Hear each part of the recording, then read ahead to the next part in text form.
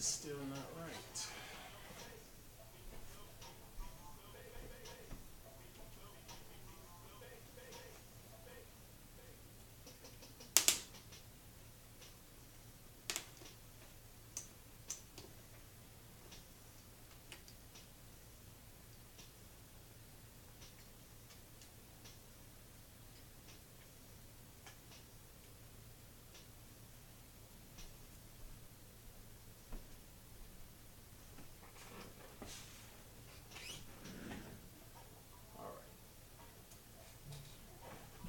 That looks better.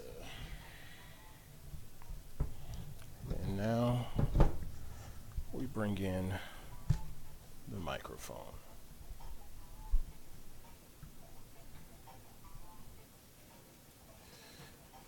Oh. Friday night. Mic check 1 2. Mic check 1 2. I can't see that my mic is working.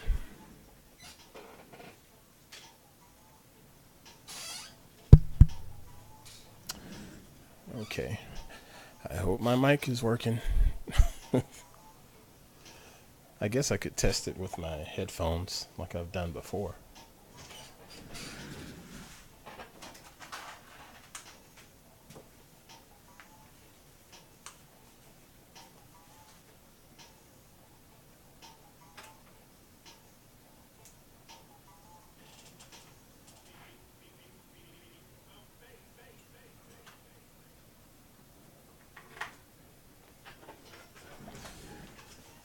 Mic check 1 2. And all right, cool. Mr. John Burford, I believe that's how you say your name. He says it's loud and clear. Sweet. So I'm going to take these monitors off.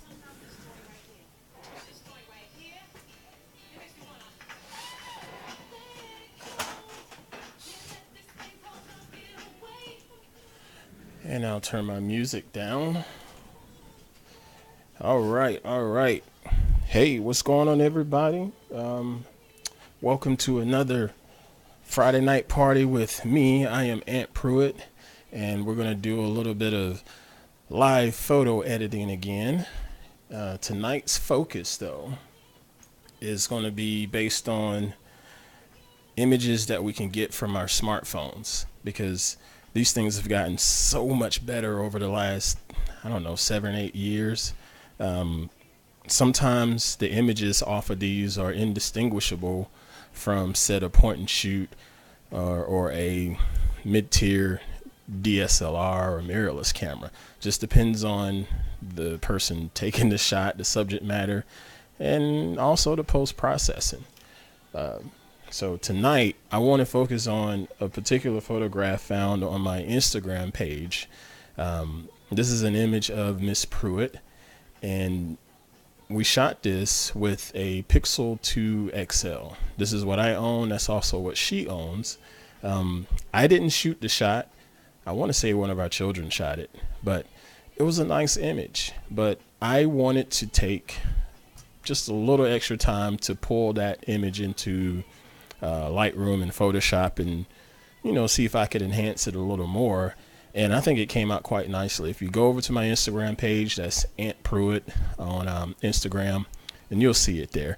But we're going to go ahead and just fire up Lightroom and Photoshop as well, and we'll walk through, just getting this image squared away. But thank you for checking this out and popping in tonight. If you have any questions, feel free to just ask the questions in the chat. I do watch the chat, and I do enjoy interacting with the chat.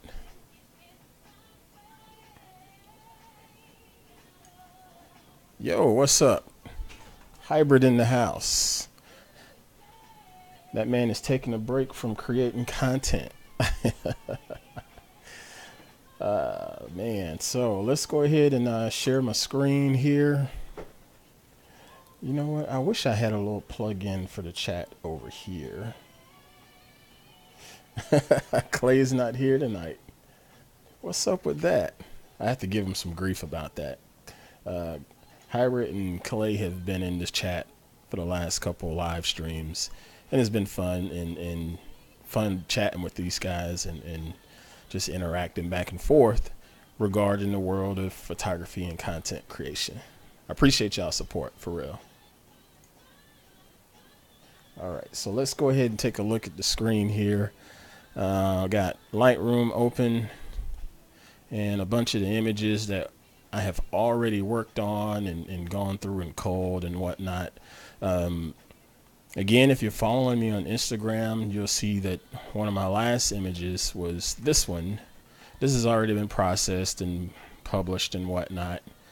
But in addition to that shot, I took another photograph using my smartphone, the Pixel 2 XL, ran that image through Lightroom and so forth to give you sort of a behind the scenes look.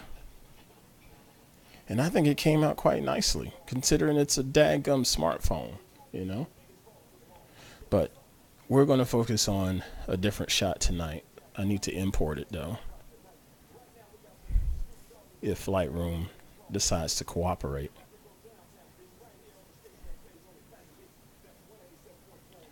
So John Burford, I hope I'm saying your name properly. My apologies if I'm not. Where are you from?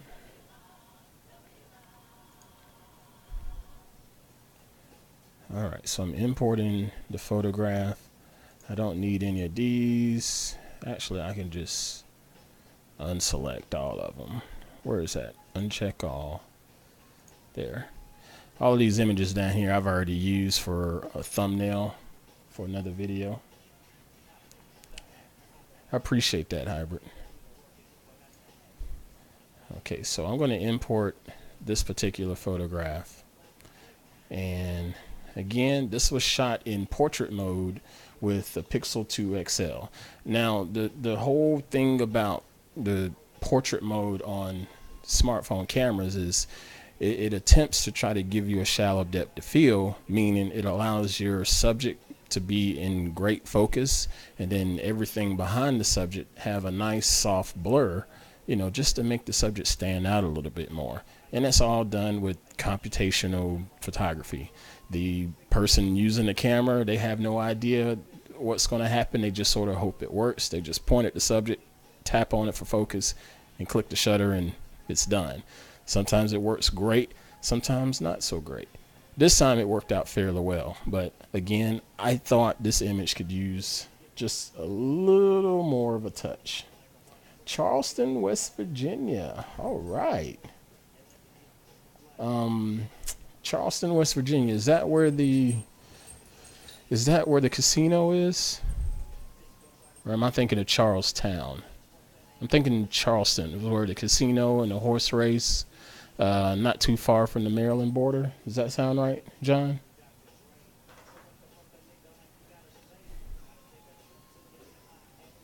Watching the chat. Of course, there's a little bit of a latency delay. My bad.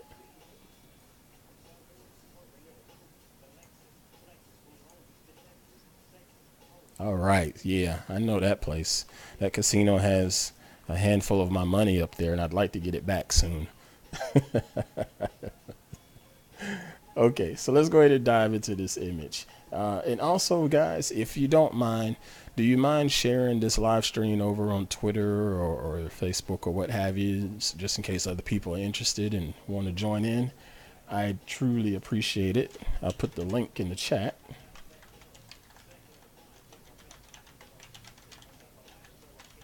If you don't mind sharing that. Thank you very much. Okay, so back to the image.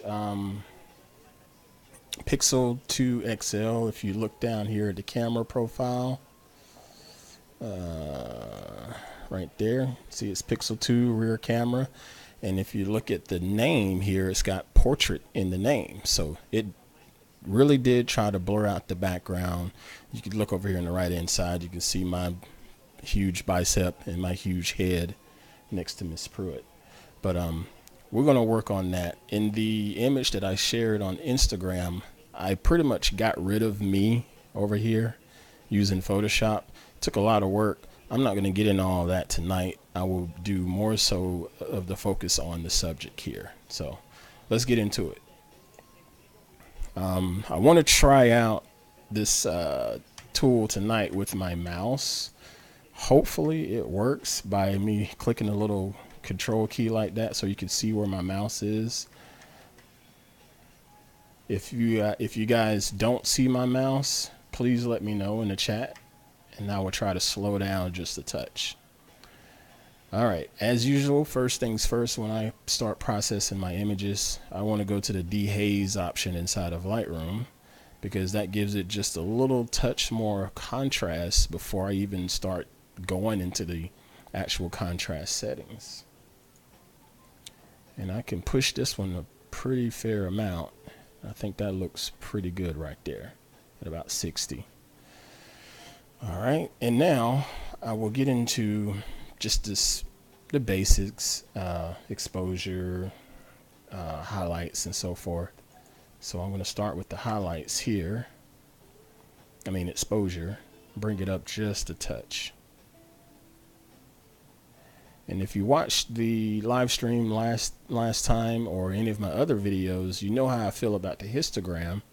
The histogram up here is just a good guide to use. Don't think of it as gospel. Don't think that it's supposed to look a certain way. Just use it as a baseline to help figure out what's going to be best for your image. And right now, as I adjust the exposure, I can see the histogram up here just moving around. Let me know whether it's underexposed or overexposed. So I'm going to put it right about here, about 0.6 or so. Yeah, we'll start with that for now. And then the highlights are, doesn't look like they're spiked or anything. If I move the highlights down, you probably won't notice much. And it just got a little too dark. So I'm going to put the highlights back. The shadow here, this is what you can pretty much call the fill light. So what it does is basically take a light source as if it was shining directly on your subject and dim it or brighten it. I like to brighten the shadows just a touch. Okay, right about there. Whites probably won't be affected very much. Yeah, it's just not a lot of white in here. And in the black levels, I always tend to lower the black levels because I want to get more contrast in the image. But sometimes you can go too far and it makes it look really bad. So take those black levels and just find a happy medium with it. Okay, I think that works right about there. You know, in theory, I probably should have done my white balance first. I think it's okay if I do it now. But right now, looking at this image, it's a little on the warm side as far as the temperature goes. So I want to cool it off just a little bit by just changing the white balance temperature right here. So if I take it too much, it gets really, really blue. So just adjust it accordingly. And then I'll add a little green tint because right now it's a little bit too much magenta in my opinion.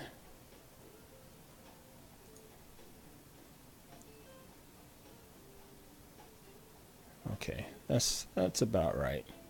Okay, so that's -12 on the temperature and -5 on the tint. If I were to do the auto white balance, let's see what happens. Yeah, see, the auto white balance wanted to warm it up again. I don't want it that warm, so let's just take it right back to where I liked it. And again, it's all up to your particular preference, you know. Okay, so this is looking pretty good so far. I don't think I have to do too much to the color and saturation because I think it's beautifully done. The pixel line of cameras tend to be pretty saturated when it comes to color, about like those Samsung phones. They use a lot of saturation. So we're going to go back to the luminance here. I'm going to boost the orange luminance just a little bit. Okay. Whenever I'm dealing with black people in images, I have to be mindful. I'm going to switch to my view here because I need to look you in the eye. When I'm dealing with black folks in my images, I try to be mindful of the orange luminance and saturation just because of the skin tone. And when I'm dealing with Caucasians, I try to be mindful of the red and orange because of the skin tone.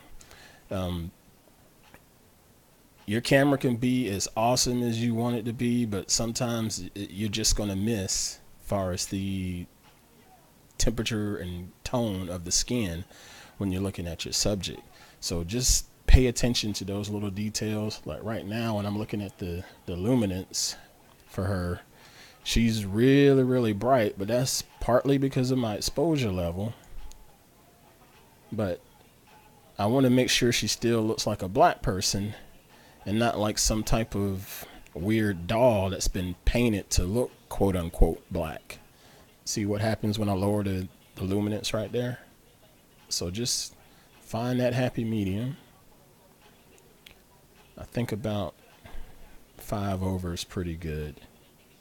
Somewhere in that area. And if I look at the red, I think that works too. Thank you, Hybrid.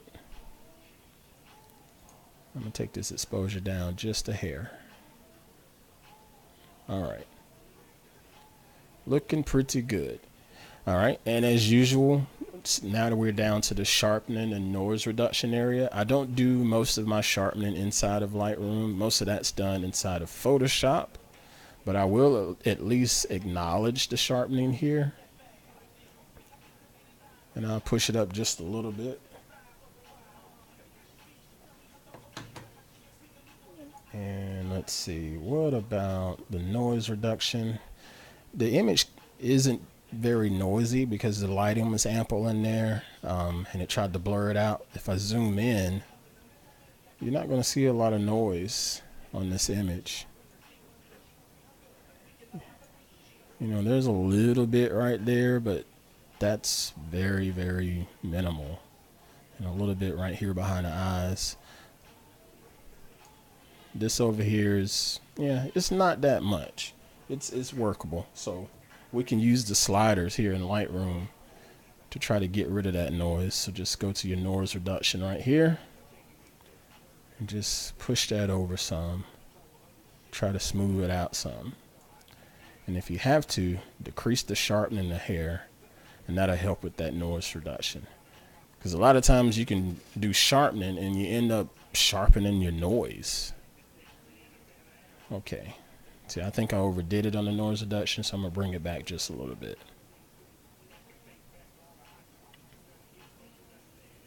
Just slowly. Just slowly. Yeah, I think that's better right there. It was cranked up to almost 50, and I think it made it look a little too weird. All right. And I could do the vignette and stuff right now, but I won't, because the vignette is the last step, in my opinion. I'll take a look at these color calibrations. Check the orange and blue levels, because those are great complementary colors. And it'll really make the image pop, especially considering the orange seam, considering the color in her hair. It can really make this, you know, stand out a little more. There. Right here and right here. There we go. Whoops, I went too far. Excuse me. Didn't mean to cough in your ear. Okay, so now all of the basic stuff is squared away and done.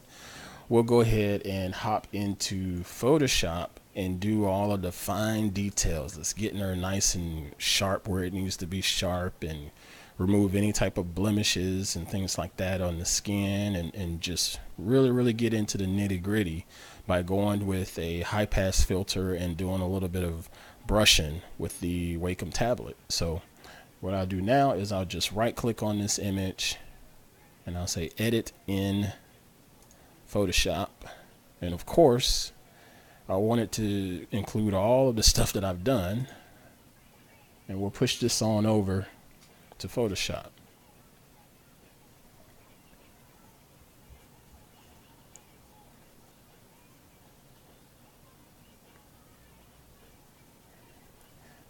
You guys have any questions while we wait on Photoshop to do its thing?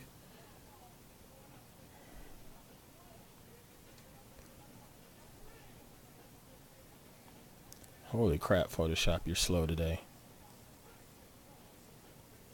Where's my task manager? Well, nothing's hung up. Some days this is a really quick process going from Lightroom to Photoshop, and then other days it's like this. I don't get it.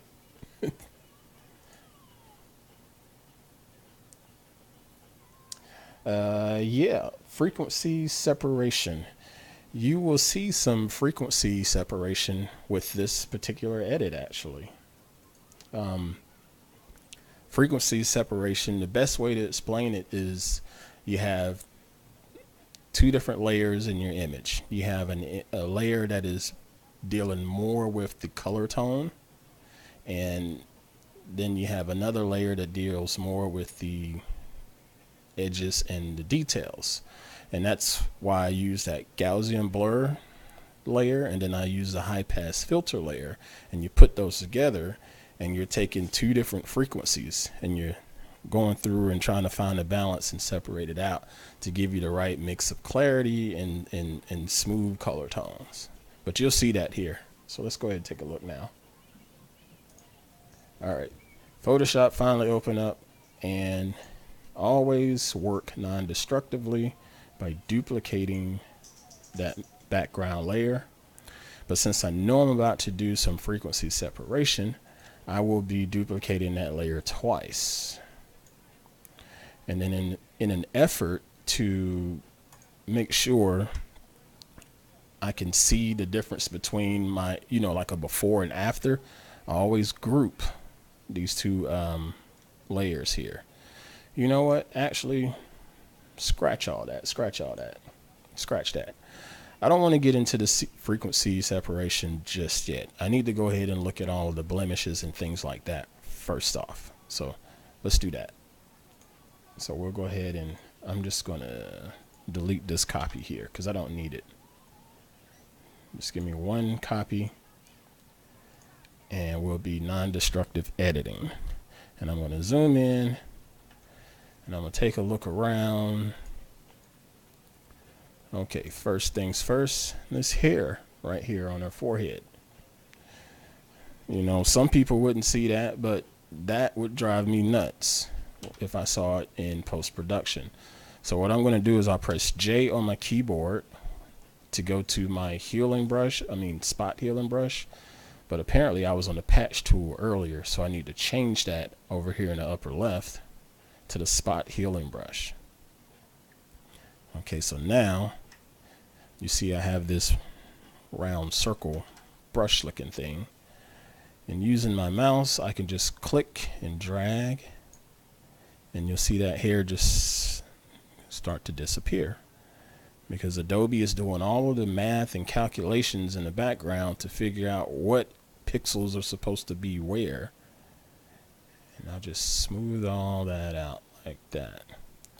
And you can also use this spot healing to get little blemishes like that, like this little spot on her forehead. Let's just get rid of that. This little spot here, get rid of that.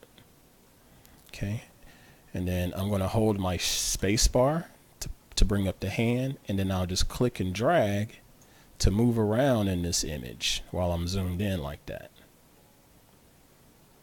Okay, a few more blemishes. I'll just pick and choose to remove some. And when you're doing stuff like this, let me pause again for a second.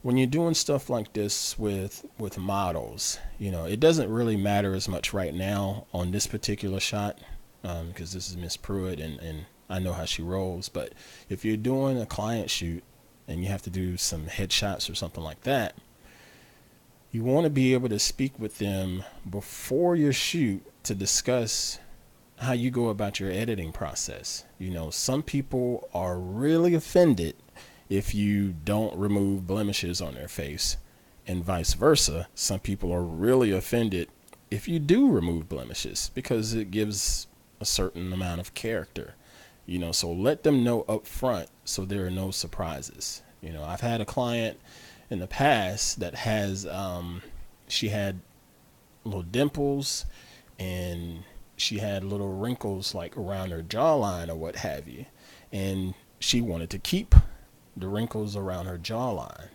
And hey, that's totally fine.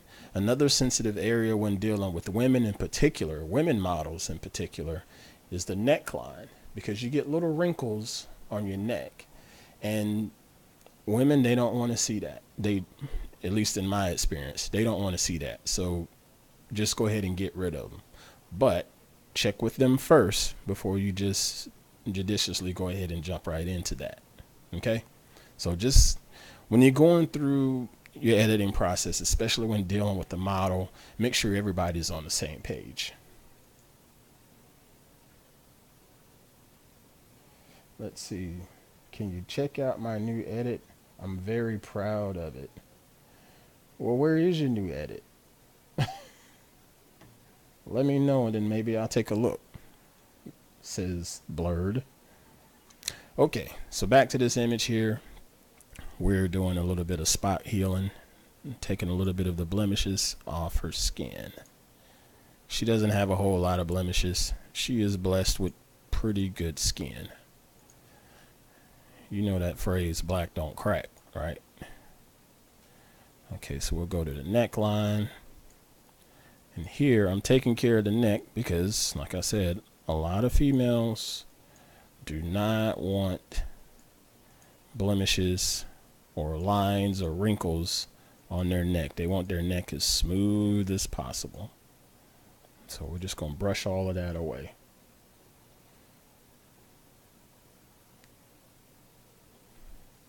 Yeah, the catch light, what's funny about that catch light is that's a window. And man, people just don't get it. Window sunlight is awesome light because it's already diffused, so it comes in nice and soft. But her having those glasses on and where we were sitting at that time, the window gave a perfect catch light in the eyes.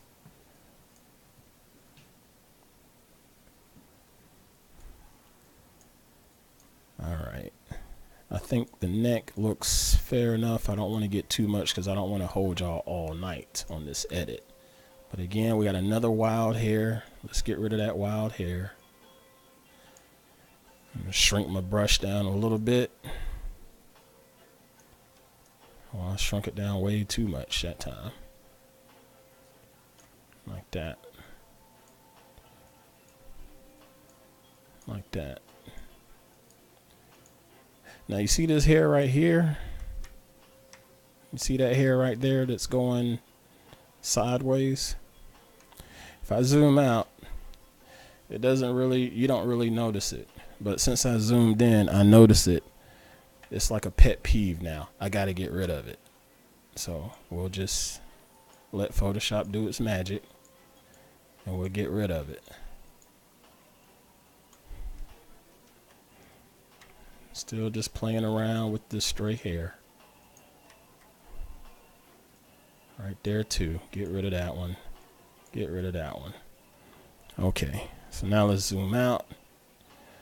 I think this looks a little bit better. There's a stray hair right here along the glasses, so let's get rid of that one too. Zoom in, get a better view of it. Let's get rid of that stray hair right there.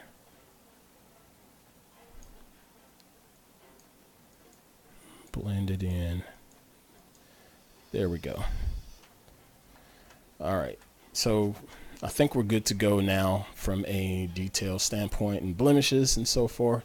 So now we'll go ahead and move on to the frequency separation and sharpening this image and, you know, smoothing out the skin tones and stuff. So with that said, we will duplicate this layer one more time, like so. And then we'll turn these into smart objects just by right click on them and say convert the layer to a smart object. By making it a smart object, it allows me to come back and make any changes I need to make to the filter without screwing things up. And as I said previously, I like to group these two layers together. So I'll highlight them both like I did here, and then I will press Control G, and that'll turn them into a nice little group like that. That way I can have a before and an after. So if I click on this visibility button here, if I click to turn off that visibility, you'll probably see that little hair pop up on her face again. See? And then the little blemishes, all of those came back too. So that's the before and that's the after. So, all right, so now first layer, I'll label this for this live stream. So this will be our low filter. Did I spell that right? Low filter. And then this will be, if I could type, this will be our high filter. Okay. So on the low filter right here, we're going to go over to the filter menu up top, go to blur, and go to Gaussian blur. And with the Gaussian blur, this is going to take a little bit of trial and error. The trick that I've found works best is to get it to where it's just out of focus. Okay, so right now it's totally in focus. And all right, it's getting there. Oh, that's too much. It's probably going to be around 12. We'll try 11 for now. So we'll hit OK there. And if I were to turn off the visibility, you'll see that it's blurred out the image. Okay. So now we'll click on the high filter. And we'll do filter again. Other high pass filter. Okay. And with the high pass filter, I always move it all the way to the left as far as the radius goes. And then I'm going to drag it up to where they're just in focus, because this is going to make sure you're focusing on the edges of the subject and just sharpening that. Because if I take it too far, it's going to look really, really bad. Let me show you what it looks like if it's overdone. So you click OK, and then you come over here and change the blend mode. Some people use soft light. I like to use linear light. I think linear light works a lot better. Okay, so now you can see I over process the high pass filter. I mean, that looks really bad. But since I made this a smart object initially, I can just double click on this high pass filter again and fix it. So I'll back it back down. So let's start with the blurry image, and we'll increase it until the sharpness looks good. Okay. Too much. Not too much. Not too much. Okay, I think right about 7.8 will work for us. And if you have to, just zoom in on your image to take a closer look. It's very, very helpful. And I think from a sharpness standpoint, this looks all right. Let me see if I back it down just a little bit.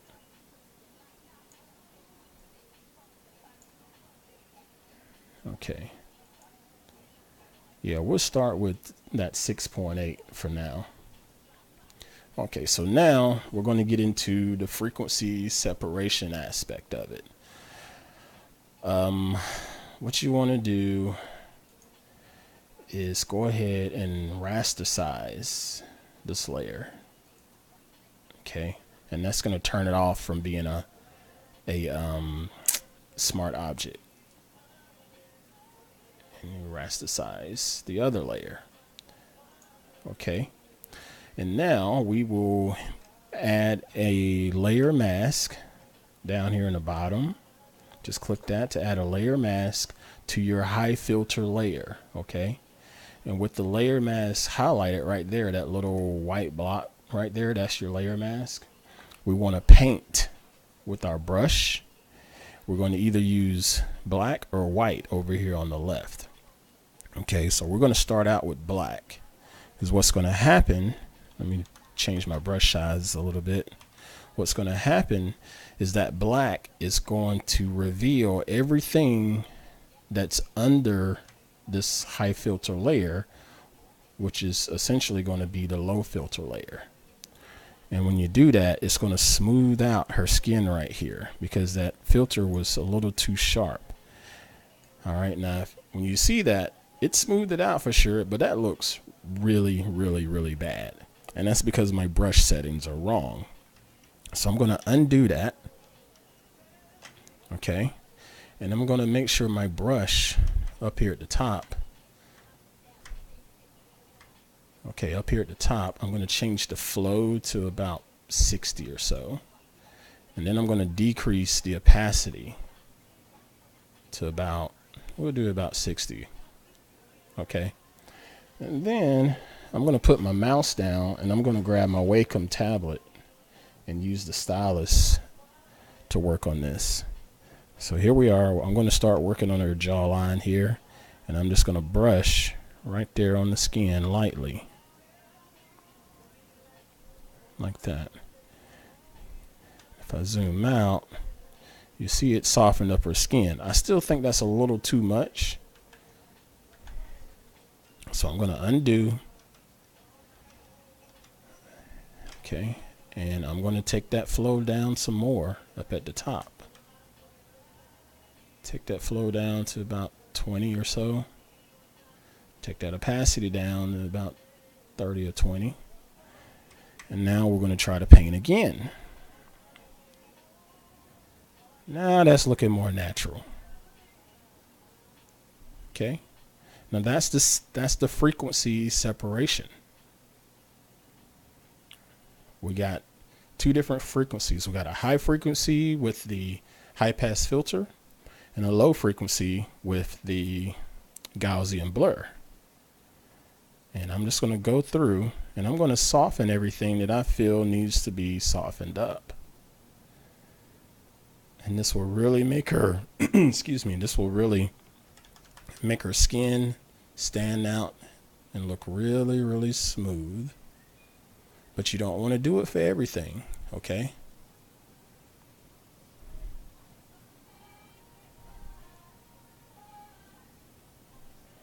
You know, I don't want to smooth out her lips. I think lips should have texture on them. You know, yeah, women wear lipstick and lip gloss and stuff like that, but it still has, they still have texture on your lips. So I'm just going to brush around just lightly. I could probably decrease this flow a little more. I'll take it down to 10 or so, or close to it, like that. Turn my music down.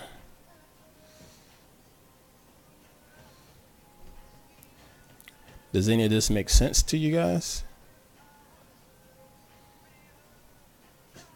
See, we're brushing that away. Okay, so now I'm going to zoom out and take a look. And that's looking much better. Much better. Sadly, it looks funny because it's only half of her face is done. But we're going to fix that. We'll move on up and work on her forehead.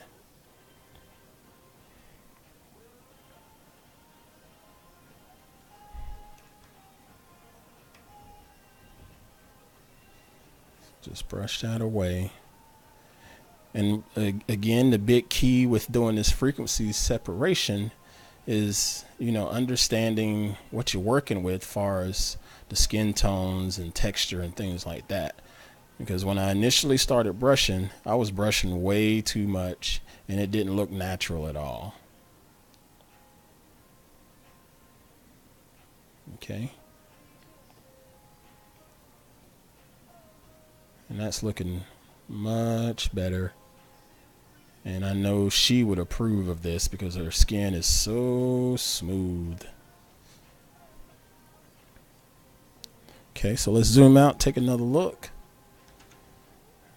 Oh yeah, looking good. Still not done. So we'll hop in here inside her glasses. Right there.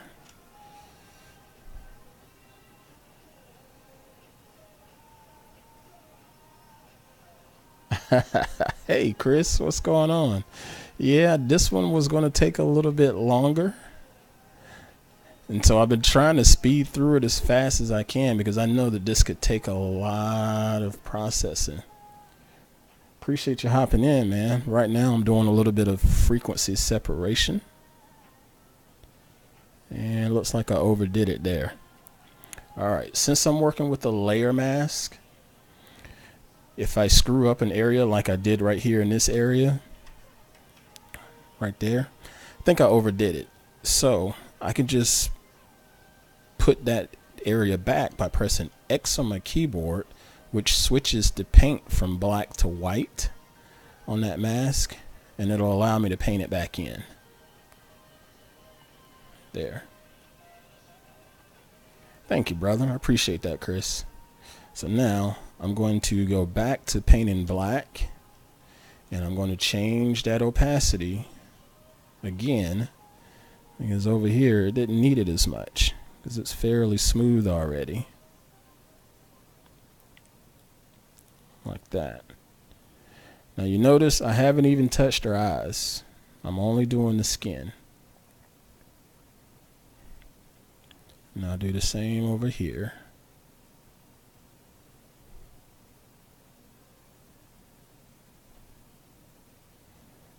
Okay, I need to bring the opacity up a little more. So we're going to go up here to the top menu and bring that opacity back up to about 20 again. There we go. That's looking better.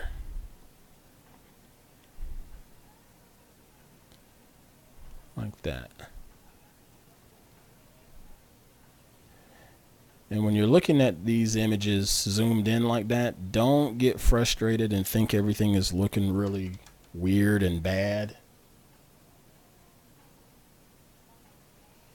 Hey, Beatmaster. Yeah, her arm, I can work on that too. Good eye. Smooth it out.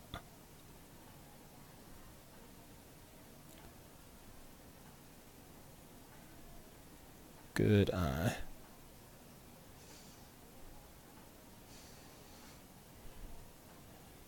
There we go.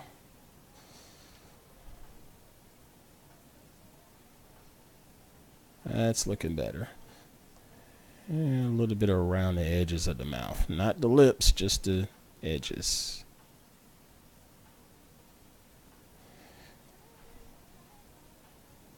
Okay. And then as Beatmaster said, I'll hop down here to the arm. Right there. I can get a little more judicious probably, but we'll see how it works. Just brush that away. There we go. I'll get a little more judicious with it. Take the opacity up higher.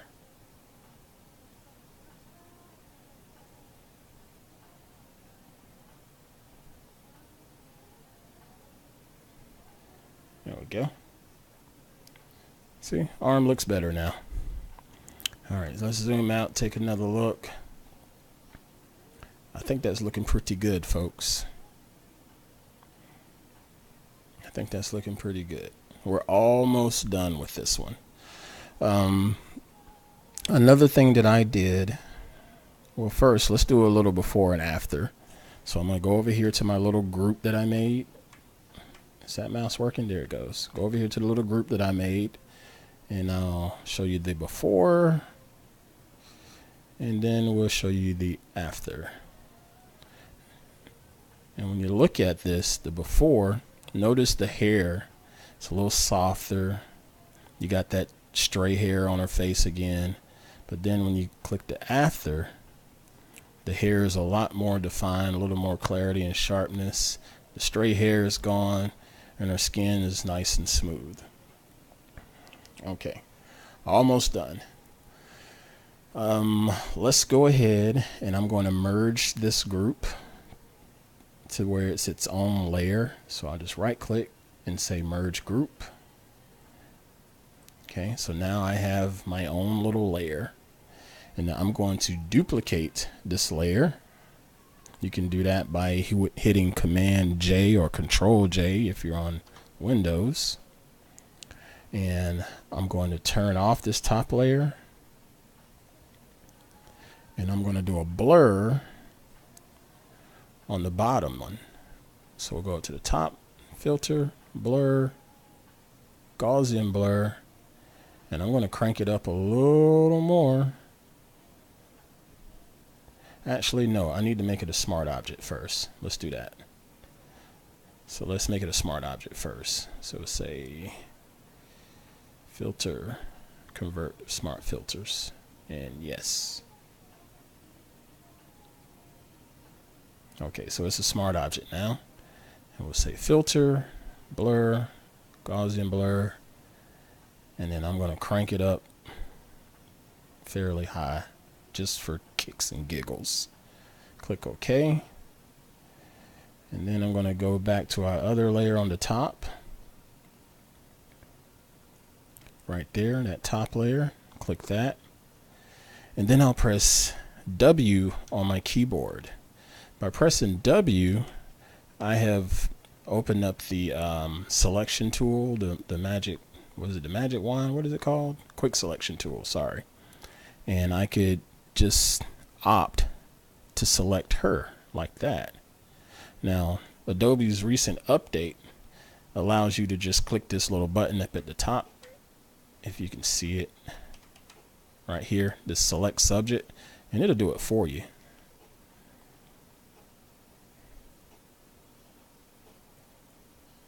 All right.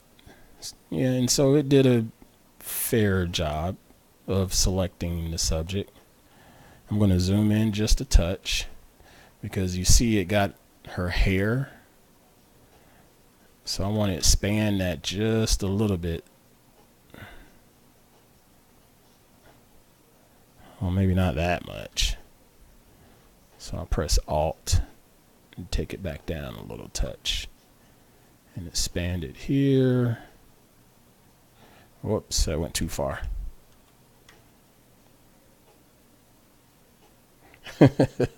Yep, magic wand. Oh, I keep going too far.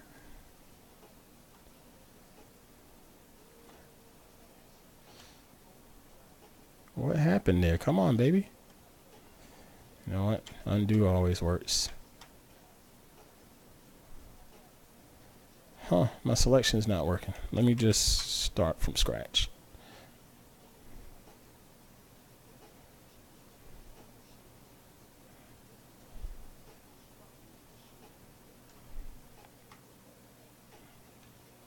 Alt key,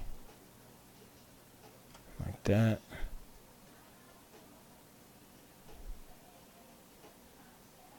Like that. Get over here in the hair.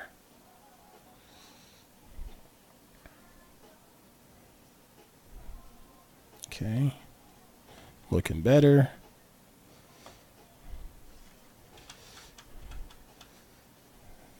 Select her, not me.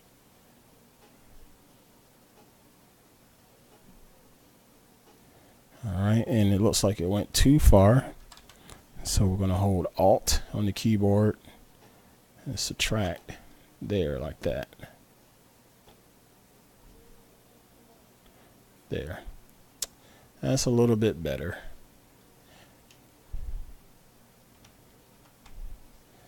Okay. And since this selection isn't perfect, I can go in and do a modify the selection. So I'll go up to the top menu here and do select, modify, and I'm going to expand it just a few pixels. I'll say maybe 3 pixels. Okay, and that wasn't enough, so let's expand it a little bit more. Select, modify, expand. We'll say another 8 pixels. Okay. I think that's fair. Just this hair is a little caught in there like that. Very good. Yeah, the Bezier and pen tool, that is a skill, Beatmaster. I only break that out in really desperate situations. Fortunately, right now I don't have to be too desperate because of what I'm about to do. Oh, I keep screwing that up. Go away. Go away. Go away. There. Oh, this is so annoying. This is, yeah, I probably should have used it at this point. There. Okay, so now we're good to go. So I'm going to zoom out, and then I will say inverse the selection. Okay, and then I'll click over here in the bottom right, do another layer mask, and you'll see that it masked out everything. So I hit the brush tool,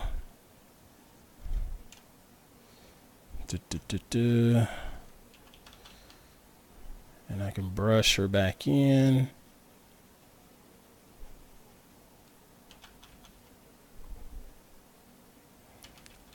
My brush doesn't want to expand. There we go. So basically I just goofed off and blurred out the background a little bit more. But right now Photoshop is playing catch up with me. Slowly but surely.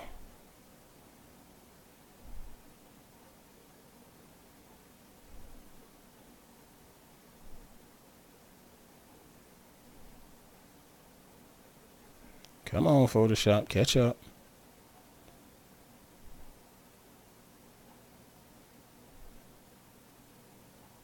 Any questions, guys and ladies, if you're watching?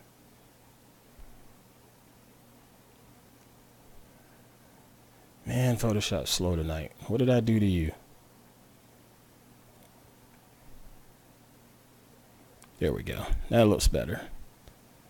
But yeah, basically I just tried to blur out the background even more than what the pixel tried to do, to bring her out as the subject matter a little more. Now, if I wanted to get really nerdy, I could go in and just remove me and just blend in this background a little more. I did that already on my Instagram shot. I'm not going to do that in this live stream. But I think we're good to go, gentlemen and ladies. So if I grouped everything together and did another before and after. All right, so this is before and this is after. We can just about finish up now. So I'll go ahead and hit save. And it's done saving, and I will hit close. And this is going to take me back to Lightroom.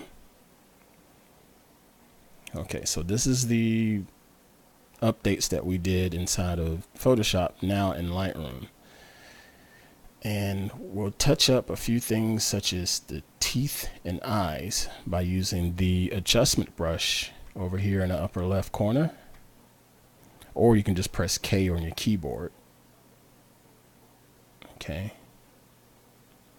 And I want to select the teeth whitening option here. Okay. Once you got that, zoom in on your subject and adjust your brush size. You want your flow, you can bring your flow all the way up, but your brush size, definitely want to shrink it down. Drop your pen right there, and then just go ahead and brush away on the teeth. And what that's doing is desaturating her teeth. It's not necessarily adding white or anything, but the first step is to desaturate and to raise the exposure. And if you notice this little spot right here where my pen is, it's affected as well.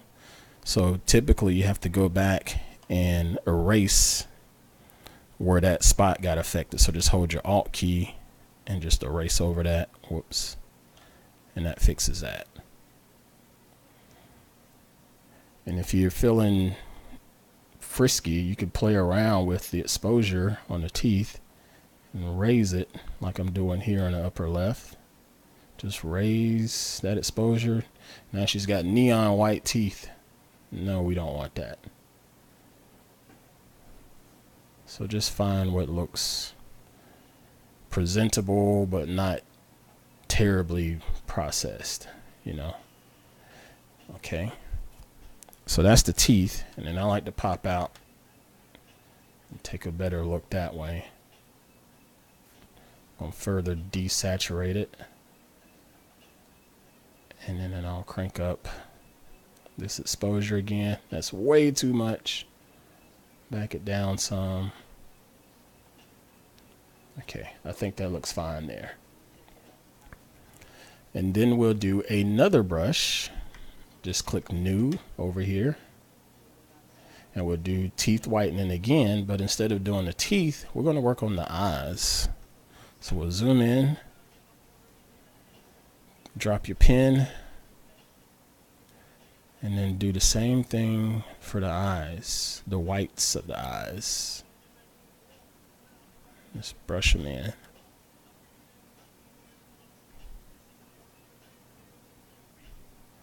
Now again, I've been spending a lot of time on this image, but you gotta realize this thing came from a smartphone, and it's gonna look pretty doggone good considering it came from a smartphone.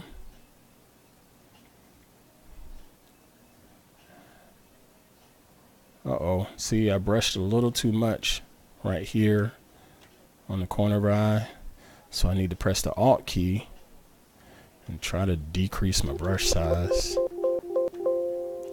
and fix that little spot that I brushed over. See that? Looks better now. And now I'm going to increase the exposure and see if that makes our eyes a little bit whiter, but not too white. Okay, so that looks better. All right, and lastly, let's go ahead and put a little more focus and sharpness. Whoops, didn't mean to do that.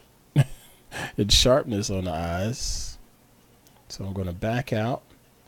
I'm going to click New Brush again over here on the upper right. But this time I'm going to select Sharpness. And I'll drop a pen, and if you look at my sharpness bar right there, I'll need to push that up.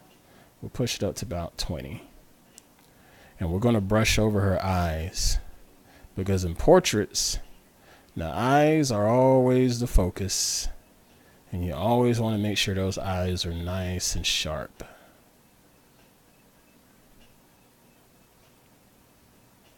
Like so.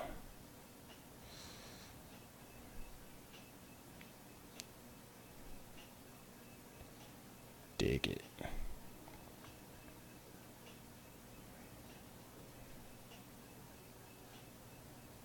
think that works. What about you? Yep, I'm happy with that. So I'll turn off my adjustment brush, and I'm going to scroll down here to my vignetting, and we can be as judicious as we like. Of course, not that judicious. And vignette this thing, putting more focus on her. There. And for the heck of it, I want to play around with the calibration one more time.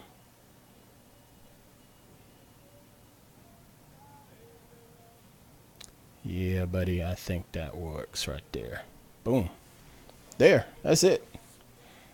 That was a quick and dirty rundown / edit of a smartphone photograph that looks pretty dadgum good. Yeah, I could have spent a little more time on it, but I didn't want to be running the stream way longer than an hour. Heck, right now I've been going for an hour.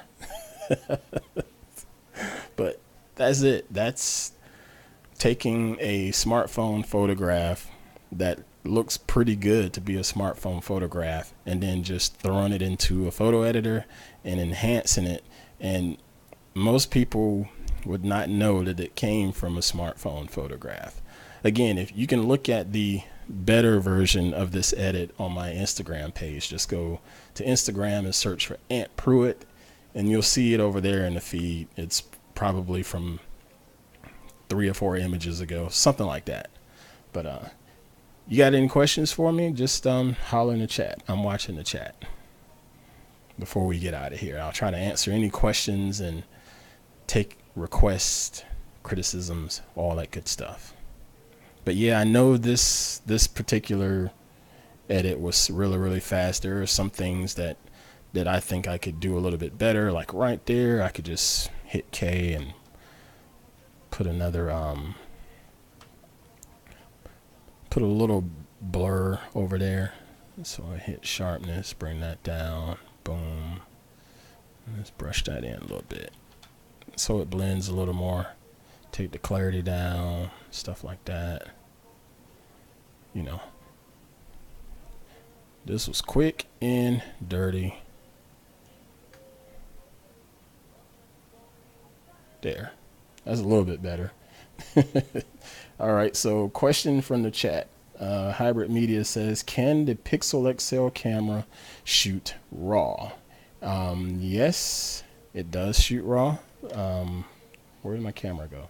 There we go. It does shoot RAW. I hardly ever do it. I know inside of Lightroom Mobile, you can tell it to shoot a RAW image via that app. I've yet to do it with the stock Android camera app. I don't even know if I can in that. Not 100% sure. But I know inside of Lightroom Mobile, if I want to open up its camera app, which does a really good job, I can switch it to RAW and it'll shoot it as a DNG file format. Looks great, Aunt. Never take the time to edit my phone shots in Lightroom, just my camera shots. Well, Chris, I say start taking a little bit of time, my man. I've sold smartphone images. You know, I've sold prints of smartphone images. You know, people have gone to my gallery and gone, you know, just browse through or whatever, and they click buy this print, and it gets shipped out, and they open it up and hang it on their walls or whatever, and they never know that that particular image was a smartphone image. So take the time. You have no idea how lucrative those things could be at times, especially in the world of smart photography. Beatmaster says, thoughts on using unsharpened mask instead of Gaussian blur? I've been trying the unsharp mask, and the unsharp mask for me worked more so with like still life. For whatever reason, when it comes to dealing with human skin, it always looks weird to me. I don't know why. But if I'm just doing still life stuff, I'll do unsharp mask.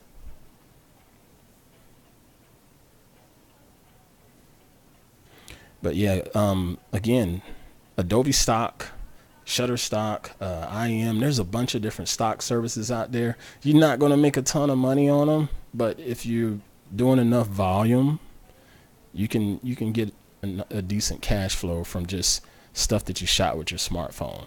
Yeah, I submit a lot of my DSLR images up to stock photography, but I'm always thinking I can use this in my head. Recently at the horse races, a friend of mine was out there and she was shooting and she saw these binoculars sitting on top of the shrubbery and she's like, ooh, that's a cool photo. And she took a picture of it and it looked great.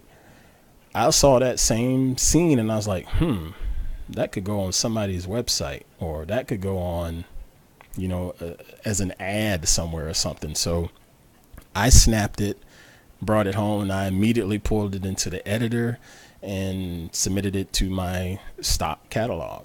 It's on Shutterstock and it's on Adobe stock. I don't think it's on the other ones just yet, but those are my main two that I use. All right. Well, folks, I'm going to go ahead and call it a night. I am a little tired, actually, and I have to get up fairly early tomorrow. Saturdays are busy days for me in general. I usually do a lot of my content creation on Saturday mornings, whether it's writing, whether it's catching up on an edit or something like that. And then you have to throw in the workout time and the family time and all of that. So I got to get an early start tomorrow.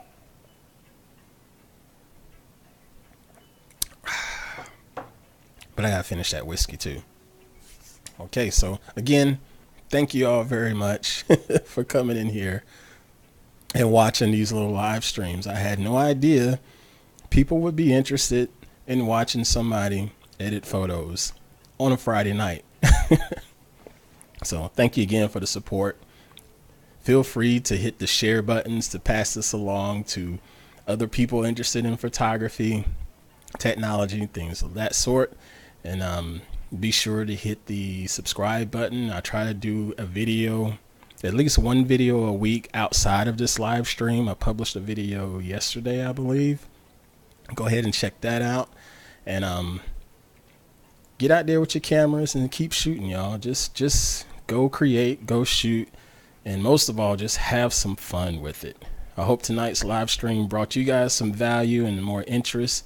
And again, I appreciate the support. I will catch you guys on the next video. Y'all take care.